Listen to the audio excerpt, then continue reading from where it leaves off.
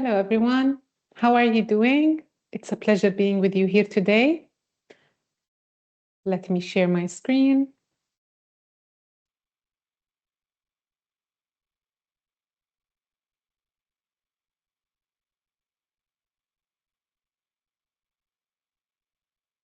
Hi, everyone. It's lovely to be here with you.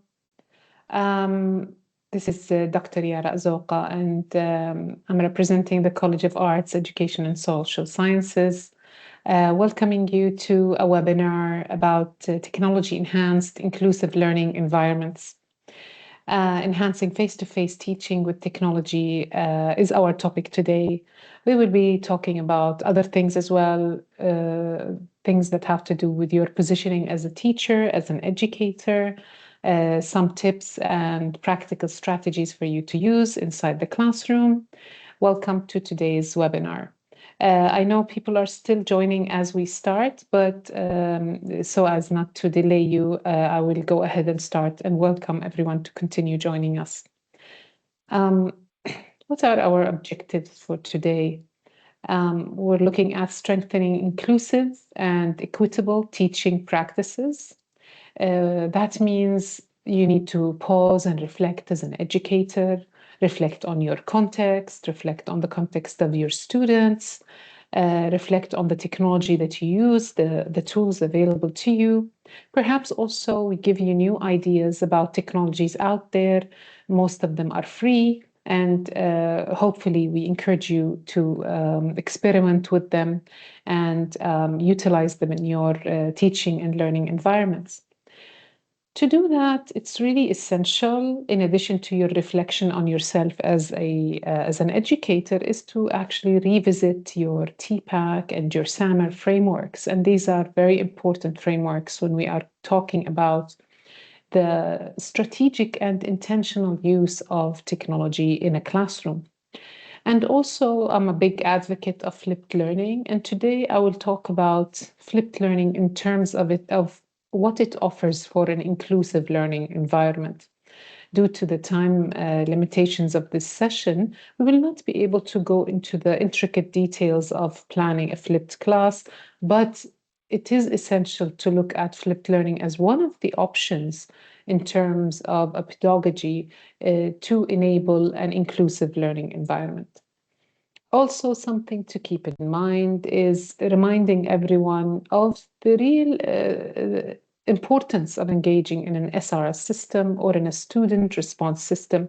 And we will talk about the high-tech response systems and then also offer some solutions for low-tech student response systems. And hopefully, by doing that, we gain practical strategies that you can apply immediately into your classrooms.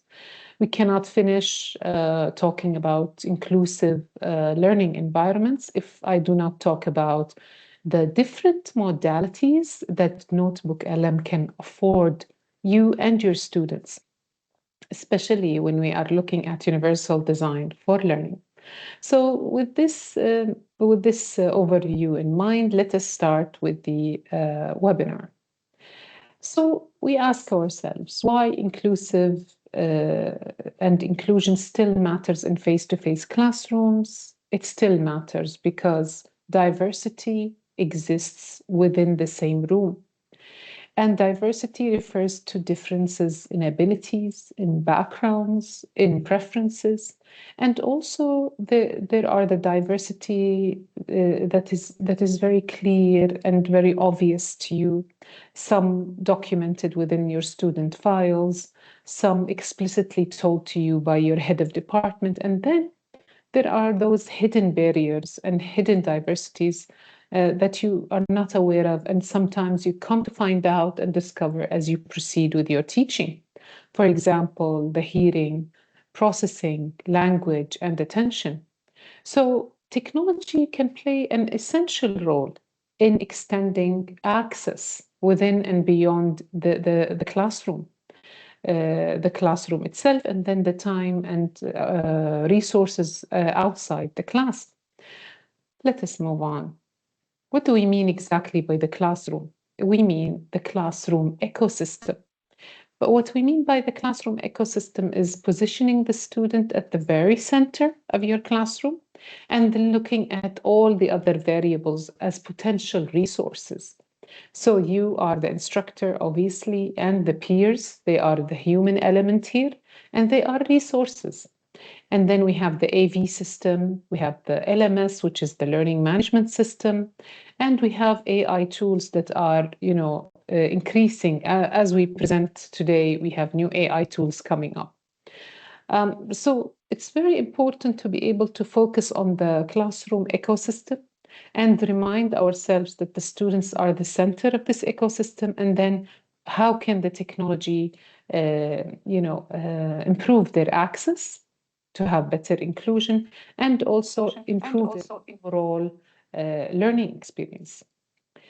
So what are we looking at when we say strategic integration of technology on campus? When I say on campus, I mean on site in your classroom. Technology supports but does not replace the instructor. In some aspect, the technology use can replace, but that is only a sort of superficial use of technology, and it's not the impactful use of technology that we seek. So not to say that technology replaces the instructor, this is a totally bad thing, but what we are saying is that there is a strategic and intentional use of technology, and therefore technology should support and not just replace or not replace the instructor per se. What does technology, when integrated effectively, enhance? It enhances clarity, it enhances accessibility, engagement, and support. And overall, it provides and supports better quality learning environments. And we are looking now at the on-campus or on-site or the classroom as a learning environment, as that ecosystem.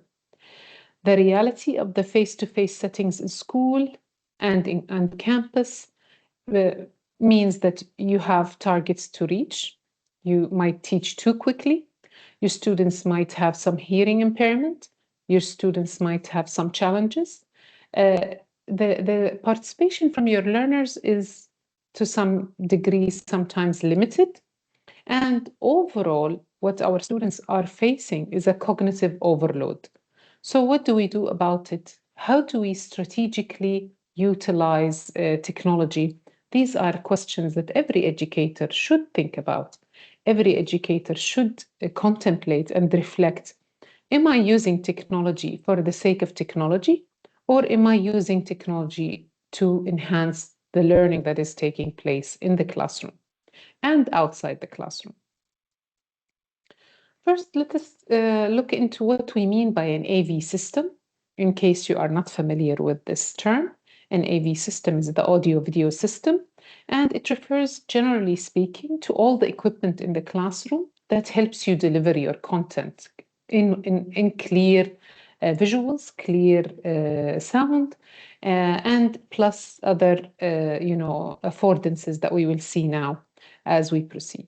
So the first part of an AV system is the audio or sound, and that refers to the microphones, wherever they are placed in your room, depending on how elaborate your technological setting is, perhaps speakers and assistive listening systems. The aim behind the audio part of the AV system is that all students, wherever they are placed inside your classroom, will have the ability to have clear audio.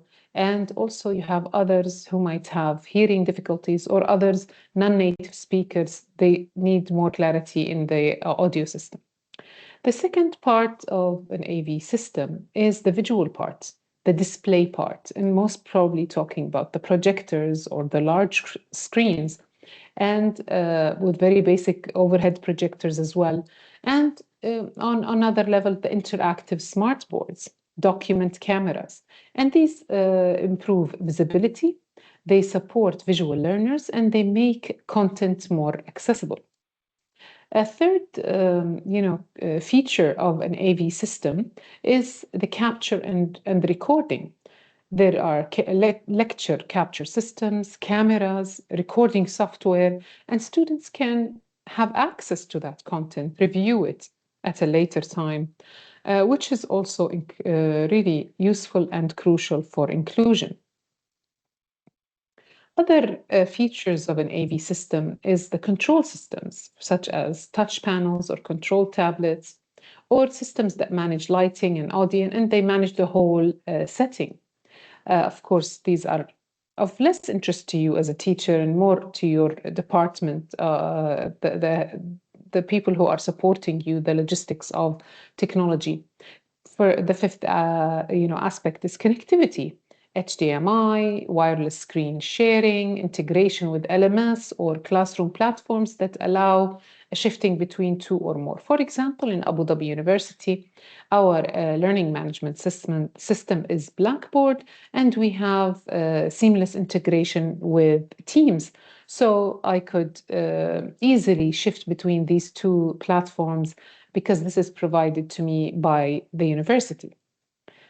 So after looking at the AV system in just a snapshot of what it is, let's pause and ask ourselves, because we're going to come back always, no matter what technology we are referring to, we're going to come back to the classroom setting, because you are a very important agent in this formula. So I would like you to ask yourself, are my classes teaching environments? Are my classes learning environments? Or are my classes teaching and learning environments? This is an important question to pause and reflect. So and there is no one completely wrong answer here, but these are different perspectives that take us to the next part of today's webinar, which is, if I ask myself, are my classes teaching environments? I'm looking at the act of teaching, in which you are the number one agent, and you are focusing on how you are presenting and how you are delivering the content. And if you are looking at learning environments, you are focusing on how your students are engaged in this process, and are they learning? And that's really a very important question. But if you are looking at a more balanced view, are my classes teaching and learning environments? I believe that is like the best balance, because I acknowledge that teaching is your domain. I acknowledge that you're putting a lot of effort, a lot of strategy in that, a lot of planning. And at the same time, if you do not check that the students are learning and do not have a balance between your teaching and the learning that is taking place, then something is missing. You cannot just look at your class as just a teaching practice, because what about the learning? And we cannot just present it only as a learning environment, because where does the learning happen? It happens as a result of very good teaching. So labeling your class as a teaching and learning environment and ecosystem is really very essential, because you acknowledge the energy, the arts, the scaffolding, the strategic planning that goes into the teaching process, as well as what goes on from the side of the student or the learner. One thing that we want to caution everybody against is, after all this introduction into the technology, is let us not oversimplify the use of technology. Let us not oversimplify, the use of technology by using technology at a very superficial level. For example, if we look at this image, we see that we have a very expensive pencil, a $1,000 pencil, because we are using technology or an iPad instead of just a worksheet. So it ends up being an overpriced worksheet, which takes me to our use and employment of technology in the classroom. If we are going to talk about that, we have to reflect on what is TPACK? What is my TPACK? And we have to reflect on what is my SAMR model. And TPACK is a framework that looks at an educator's knowledge from three sides or three perspectives. We look at T, that is about technology. We look at what is your understanding, awareness, know-how of technological tools. And this is something that is continuous. You keep adding to this, to this skill set, because the technology that at some point perhaps I know how to use was chalk and board. And then I do recall as well when I was given a set of colored chalk that I was very happy with that. Being able to teach with a set of colored chalk was really something. And then I also remember transitioning into the whiteboard and the use of markers, and then transitioning into the use of colored markers, etc., and so on and so forth. So technology is any of those tools. Now, of course, we are at the stage where we're talking about AI tools, AI apps, etc. So the TPAC acknowledges that as an educator, as a teacher, you have this skill set that is divided between the technological know-how and then the pedagogy and then the content. So if we agree that technology is about the tools that we use, and these tools can be high tech, can be low tech, can be AI, or it can be combination, let us now move to pedagogy. So pedagogy is about how do you believe that learning should take place? What constitutes very good teaching practices? So that is your pedagogic approach. That is what you believe teaching should look like. And that's very important because we believe that, for example, um, that learning happens best when I put my students in groups. I believe in that. I believe in co-construction of knowledge. I believe in social learning. So that means my approach to teaching will be different from another person or another educator who believes that they are the owners of knowledge and they will give a lecture and everybody will take notes. So that is a different pedagogical stance. Another very important part of the TPAC, which is the third element of the TPAC framework, is the content knowledge in the C. And the content knowledge represents your area of expertise. What is your area of expertise? What is your specialized degree in?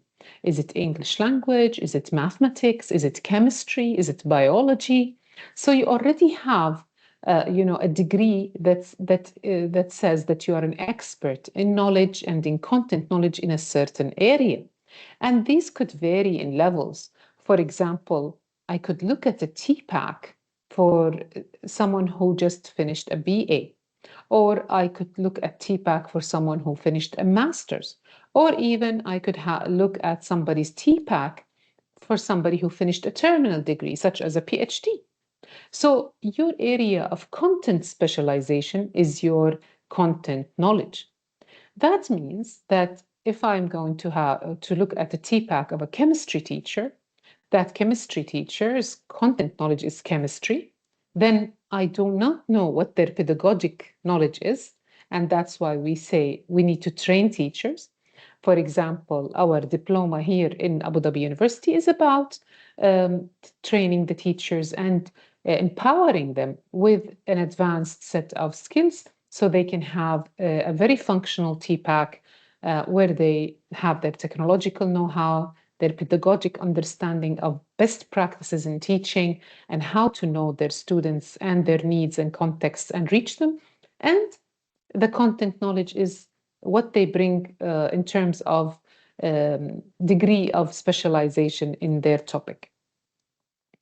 So if we look at the TPAC in terms of the WH, because in a lot of cases we think TPAC perhaps is a little bit of a mouthful. When we say TPAC, it refers to the what, which is the subject, the math, the English, the chemistry, the biology.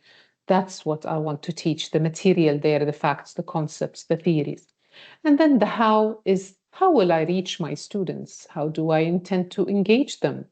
What are their needs, their interests, their context, their preferences, and how would I teach this? Am I going to opt? So the pedagogy is the how. How am I going to approach this unit? Am I going to have student-centered learning? Am I going to do inquiry-based? Am I going to do project-based? Am I going to have a session that is a lecture, and then a session that is hands-on activity. what is my method? What is my pedagogy? What is my method? And that is our pedagogical knowledge. If we look at the third part, which is the technological knowledge, I prefer to look at it as the why and not just the how. It's the why. Why am I utilizing the technology? Why am I utilizing this app? Why am I engaging my students this way with the technology use in this way? And this is important because it's very important to remember that technology is not our goal here. Sometimes you want to flex your technical muscles and you want to show someone who's attending your class that I've utilized ABC and you're ticking the boxes. But don't you think that if you can go back to your TPAC and make a strategic choice about I'm utilizing this tool because pedagogically it is about reaching my students. It's about reinforcing inquiry-based approaches. It's because it helps me reach my 21st century skills for my learners.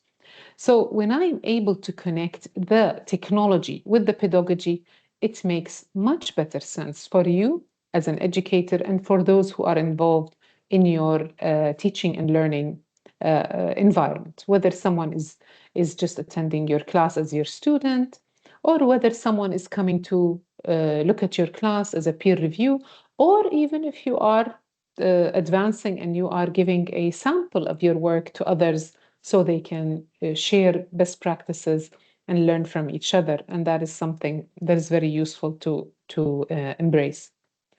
After we looked at the TPAC, which tells us about the technological, pedagogical, and content knowledge, because it is essential whenever there is any discussion around employing technology, we must have a framework to go back to. So two frameworks that I'm fond of are the TPAC and the SAMR models. So this is not to say that they are, the only frameworks available that discuss the integration of effective integration of technology, but they are, in my opinion, self-explanatory. You can also read more about them. They are almost providing a global language for teachers across cultures and countries to look at each other's work. So you can go ahead and look at other, for example, samples, educational YouTubes, and see what other teachers of, for example, your content knowledge, other teachers who are teaching chemistry or English in another country, how would they teach it and with which technology would they prefer to teach it? And this is why the TPAC model and the SAMR model are really very useful. The SAMR model also focuses on technology and pedagogy.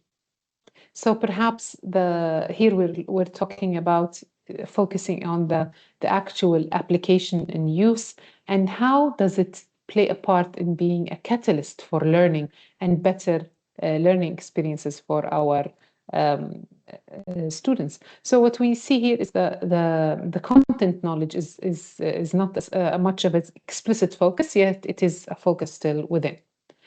So we are looking at a very famous image. I'm going to go back to that slide, but first looking at this image of tools such as the boat, such as diving gear, as a motif or a symbol for technology, and then looking at the levels of engagement, sort of levels of diving in, if you like, into the learning experience. So we start with more of an enhancement through substitution and augmentation, and moving to more of a transformation in terms of the teaching and learning experience through modification and redefinition. So the sequence is from substitution to augmentation to modification to redefinition. And we're looking at utilizing technology and what does it do to the learner experience? What does it do to the learner experience? So, for example, the SAMR model tackles the intersection of technology and pedagogy and moves us from surface level to deep exploration. Let us go into more detail. And you can see at the bottom of my slides, the reference is to Notebook LM.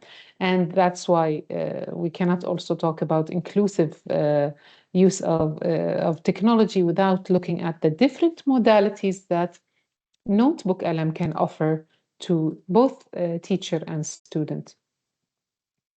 So if we look at substitution, suppose that you are simply swapping the non-digital paper with a laptop. But the cognitive task remains slightly the same, which is, you ask the students to type an essay on a laptop instead of writing it on a paper. Just that use of technology is considered to be substitution. We substituted a paper with a digital tool, and we ask the students to utilize it. So this is why is this on the surface level? Because it did not actually have a big impact on changing the learning experience of the student. If we were to move a little bit deeper into learning and ask the student, for example, to type the essay on a Google Doc and then use the features such as spell check and peer comments, now we have augmented the student's experience, because it's true that the technology acts as a direct substitute, but now there is functional improvement. There is feedback, there is sharing, there are editing tools. So now we are seeing that the experience, the learning experience now has been augmented. Your students are engaged on a different level. From substitution, moving on to augmentation, and the tools here are, for example, the image of a snorkeling device, and what the swimmer, the diver, will be able to experience is different from just staying on the surface. And this is just to take you into showing you what that learning experience for the student will be, just because you made a strategic decision of which technology to use.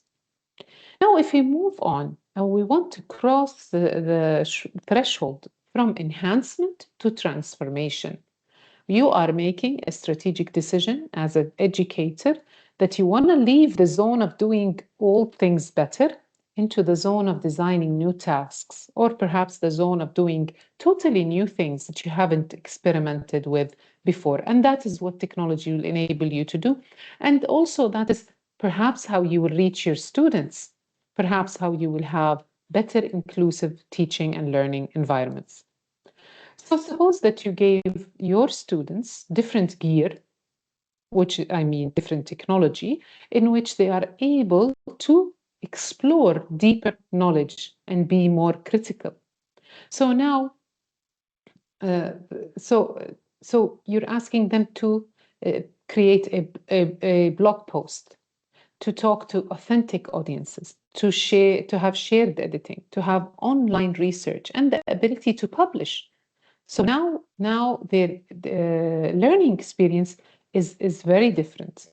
That's why we say you are now crossing the threshold from enhancement to transformation, completely doing things in a different perspective.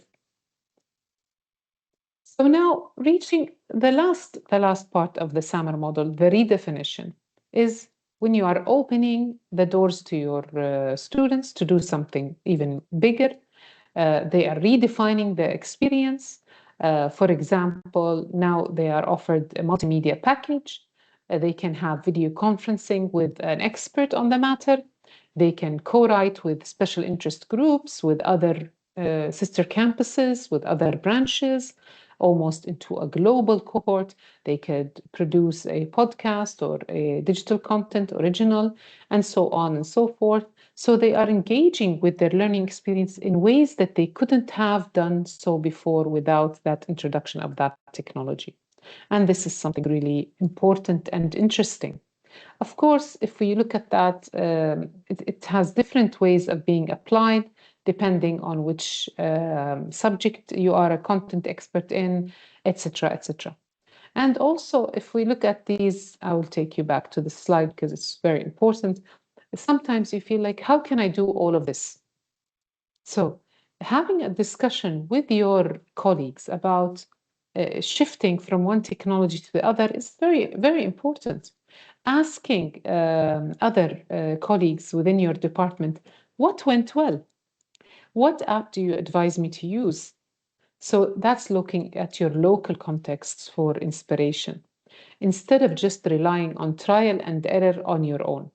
So having conversations with a trusted critical friend is also a very good idea. So all of these hopefully will create a community of learners where you can, share ideas, critique each other, and learn from each other.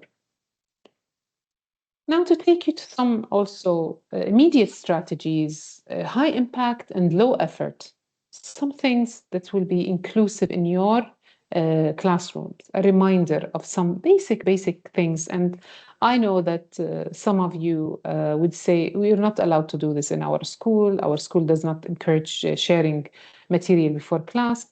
This is just to tell you what is best practice, and you are the one who is aware of your own context. And you get to pick and choose from today's webinar what suits your educational context and how best to empower you as a teacher so that you can reach your students. So definitely, sometimes we will use the microphone only if we have big spaces, but it sometimes has better clarity even within small rooms, depending on what AV system is available to you. Sharing your slides in advance, even if it's not a fully recorded content, just sharing the content in advance helps your students, gives them the option of looking at what's coming so that they can be ready. Of course, recording the session depends on your organization, depends on you as well. Some schools encourage that, some schools do not. So that is just something that for some schools, if you have students of determination, this is something that you would do, and so on and so forth. But acknowledging that this does help our students, it gives them better access to the material, is something that we need to consider. Of course, as I mentioned earlier on in the presentation, adding a student response system.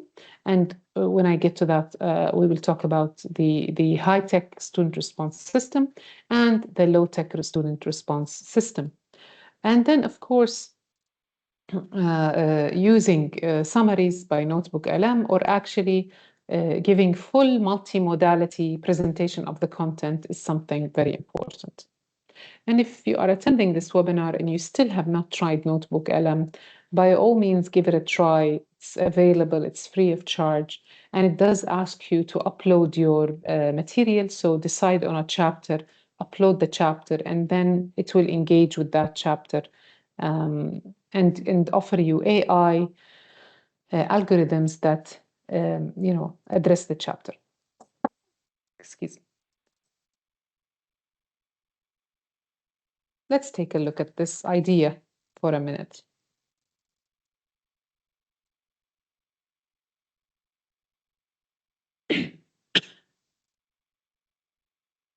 So another idea to throw your way, which is, what if you flip your class? Consider the merits of flipping your class.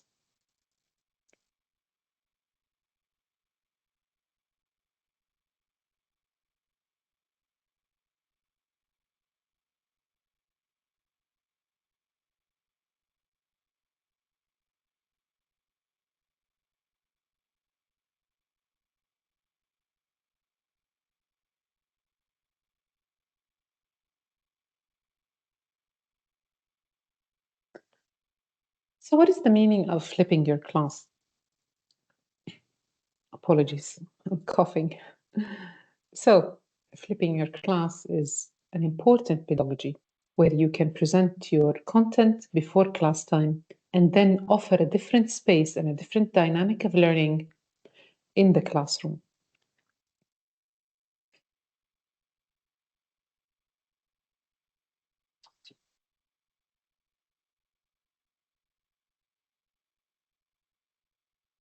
A simple comparison between a traditional class and a flipped class. In a traditional class, the teacher instructs, there is a certain flow, the students interact, they take notes, they follow guided instruction. The teacher gives some form of assessment, formative assessment, and then the students have homework. Usually, what happens in a traditional class is that the more simple cognitive tasks of Bloom's taxonomy, such as understanding and comprehension, take a lot of the time of the class. And the teacher usually runs out of time by the time she or he reaches the application level. And then homework is assigned to the students. In a flipped classroom, the simple cognitive ability levels of understanding and comprehension take place, which are the lower Bloom's taxonomy levels, take place before the students come to class in a pre-recorded content. And the students in the class actually engage in a deeper understanding of the concepts, the applications, and the connections. And here we can connect this deeper understanding with the SAMR model. So if you say, no, doctor, I don't have time to use all these apps because I need to finish the material, I need to teach, I'm telling you, consider flipping any of your classes into a more learning-oriented rather than teaching-oriented session. And that is something where you can utilize the technology for a deeper engagement with content and learning. If you take a look at, and although the time for this session does not allow for a detailed review of the dynamics of a flipped classroom, it is worthwhile to pause here and talk about the changing role of the teacher. And this is because with flipping your class, you are able to have that very valuable time where you get to know your students, you get to be able to address their different contexts, learning styles, and needs, and thus achieve your inclusive learning environment.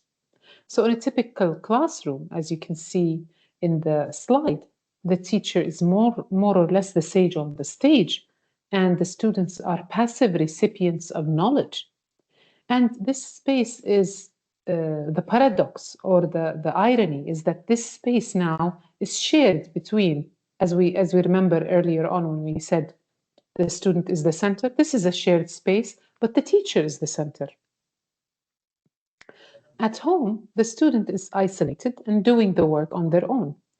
And we have no idea to account for what type of help does the student have at home, because we cannot account for the socioeconomic context of every student.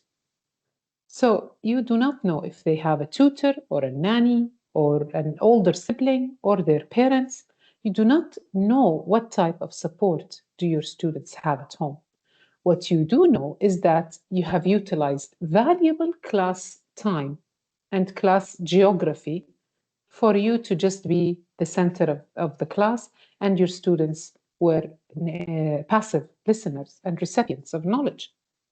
If you flip your class and present the content in a recorded video before they come to class, they are engaged with that video without your support. But if you design it in a way that it is clear, they don't need your support as much as they need it when they come back to class and apply the learning and address the deeper cognitive levels of critique, of create, of all those creative levels of Bloom's taxonomy. So in a nutshell, if you attempt to flip at least part of your teaching, of course, not all of it, I'm not an advocate of flipping the full term or semester, but it gives you valuable time to interact with your students and be able to know them, know their needs, address it, and you are able to be there as the expert when they are applying the knowledge and when they need you the most. And thus you have an inclusive learning environment because you were able to reach your students regardless of their backgrounds or abilities. You were able to see them and be with them in the class. So shifting our discussion from flipped classroom to student response system. And here Mentimeter is one of the famous ones. I'm not just advocating Mentimeter. You have Mentimeter, AHA Slides, ClassPoint, Nearpod, etc., etc. The number of apps that are available for teachers is really on the rise. So Mentimeter is one of those, and it's increasing in its it's in its options of questions. And all of these are now equipped with AI tools that are built within the presentation. So Mentimeter is an interactive presentation app, and you can present your material, offer a question, your students will answer the question, and then you can publish the data in front of everyone and address the situation. So when you publish the data, you can decide that there was an area that was not clear, somebody or a number of students missed something, so let me reteach a topic. You may decide, I need to scaffold this some more, I need to support my learners. So it's not only about the students presenting their answers, it's about what do you do with that data? What do you do with that, with the data? Another very famous student response system is Kahoot, and I'm sure that all teachers who have been in classrooms, especially with all ages can use Kahoot, but I opted to show Mentimeter and then Kahoot. Everybody has been using Kahoot. It has been around for quite some time, and the simplicity of the system between the options of red, blue, yellow, and green, and then the corresponding mathematical shapes within, makes it really very almost universal. So from the use of Kahoot as well, I was inspired to offer a solution to one of my practicum students. I think it was last year, where she was complaining that the school does not support the integration of technology with every class. Therefore, it's their understanding that students can utilize technology once a week, and that's understandable. All schools have their different, policies and contexts. So, thus, she could not use SRS systems in every class. So I was inspired by the 4 colors of Kahoot to offer a low-tech student response system. So I suggested that at the beginning of the academic year or at the beginning of the unit, you could come up with, either prepare a keychain with cards, colored cards, or even, the sticky notes. And as long as you have a system where, for example, red is 1 or A, blue is B or 2, and so on and so forth, you can still have a color-coded system for answers, and thus you could, whether you want to substitute this with small toys such as a ball or a teddy bear or whatever. This is up to you, up to your interpretation and manipulation. So simply, if we can have a color-coded system where this means answer 1, answer 2, answer 3, you can even stop with 3 options or even 4, and then ask the students to raise that object if their answer is number 1, number 2, or number 3, and so on. And this means that visually, the teacher will be able to see students' responses symbolized by either the teddy bear or the ball, or actually the card or the sticky note. So that's also considered a student response system, though it did not require technology and it did not require too much prep. And the students can keep that, and whether they are using colored cards or whichever object you feel is user-friendly and appropriate to the age, you can employ a student response system for the benefits that it yields. Of course, the technology will show you the data, but it's also, if we don't have that ability to have that data, then we can simplify and use a low-tech, anything that will engage our students to make sure that you have an inclusive learning environment is the aim and the goal of the technology. Shifting now to more advanced technology, AI-enabled technology, such as Notebook LM. So Notebook LM just is offering you simply AI algorithms that help you. You can consider, and this is what I tell my teachers, consider Notebook LM your 50 or 100 really well-qualified secretaries, and they are helping you and creating multimodalities for you to enhance your teaching. And if used correctly and used strategically to enhance the students' learning, thus going back to the environment of teaching and learning. So a shout out to all of you, please go ahead and experiment with Notebook LM, but remember it does not replace your teaching. It's a support layer, a support mechanism to your teaching before, during, and after class. And these are just simply ideas here, suggestions. Somebody could utilize the concept maps before class, and somebody would say, no, I use them as revision after class. And somebody would say, it's actually part of my exploration of the topic during class.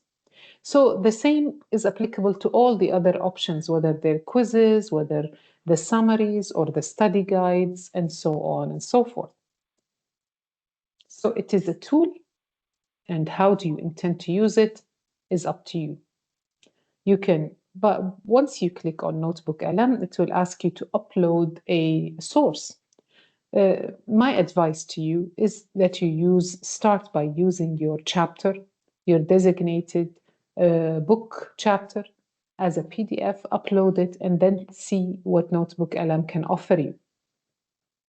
The difference is that you will not have to worry about a ChatGPT hallucinations.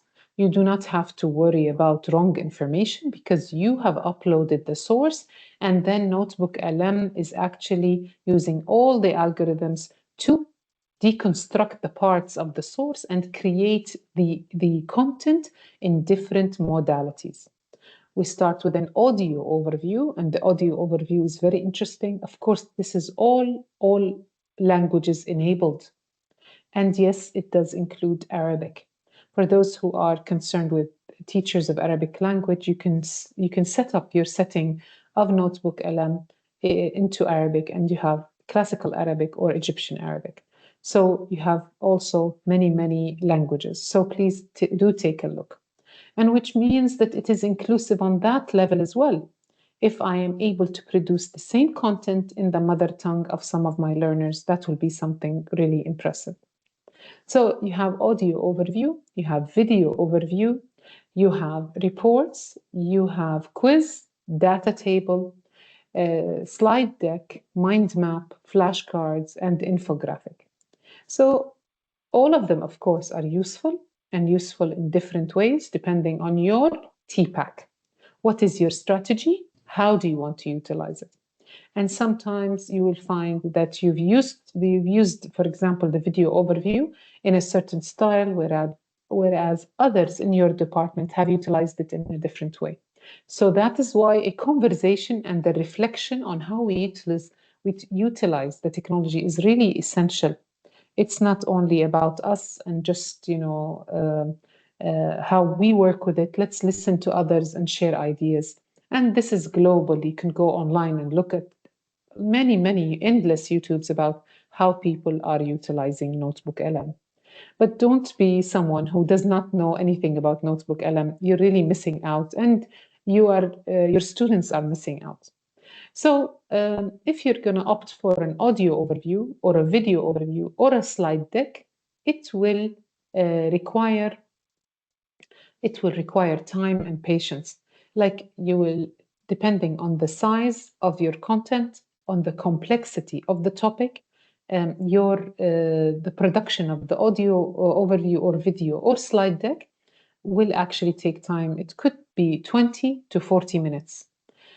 Others actually do not take that much time. The infographic, the quiz, the data table, the mind map, the flashcards, they are most probably coming within 2 to 4 to 5 minutes maximum.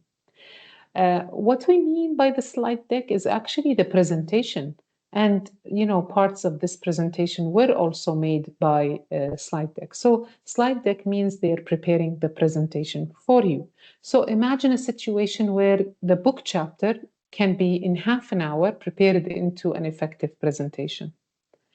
Yes, this Notebook LM can give you that, can afford you that modality. When we say video overview, yes, sometimes I would say the animation can be a bit limiting, but I will give you other options for videos as well in the following slides. As for audio overview, it's really important to pay attention to the debate, because the debate option, see where you have all these pens, it means that it's able to be edited and able to be crafted. And you have also, a prompt where you can actually tell Notebook LM, I needed to focus on so and so, simplify so and so, add so and so, clarify so and so. So we're back to the same things that we did with ChatGPT, which is prompt engineering, which is I start providing critically a prompt that is detailed, and it's detailed towards the needs of my students. Thus, you will have much better outcome and much better content. So one thing about the audio overview, yes, before we almost going to close and finish this meeting, the audio overview, especially the debate, there will be two people talking about the topic, explaining the topic, that the chapter that you uploaded. So something to encourage people who have been using or want to use Notebook LM is, after you become comfortable with it on your laptop,